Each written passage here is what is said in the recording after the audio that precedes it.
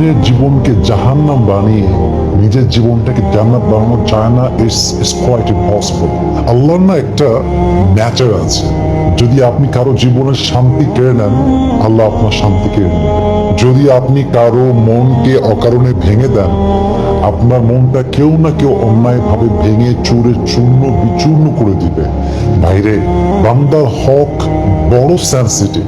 আপনি যে কোনো অন্যায় করেন, maybe it could be forgiven in your grave. কবরে যাওয়ার পরে আল্লাহর সঙ্গে রিলেটেড যত রাইটস আছে, যত হক আছে, এটা আপনি নষ্ট করলে আল্লাহ আপনাকে ক্ষমা করতেও পারেন, because it is in the hand of আল্লাহ সুবহানাহু ওয়া তাআলা। এটা আল্লাহর হাতে আছে।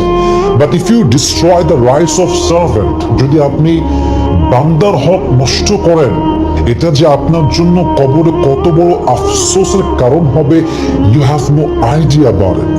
কবরে যাওয়ার পরে যে কোনো গুনাহ মাফ হতে পারে, বাট আপনি যদি কোনো বান্দার হক নষ্ট করেন, কারো জীবনকে অশান্ত বানায় দেন, কারো জীবনকে জাহান্নাম বানিয়ে দেন, কারো জীবনের খুশি কেড়ে নেন, কসম আল্লাহি, আল্লাহর কসম করে বলছি, যতক্ষণ পর্যন্ত সেই বান্দা আপনাকে মাফ না করবে, ক্ষমা না করবে, আপনার এই গুনাহ কখনো ক্ষমা হবে না।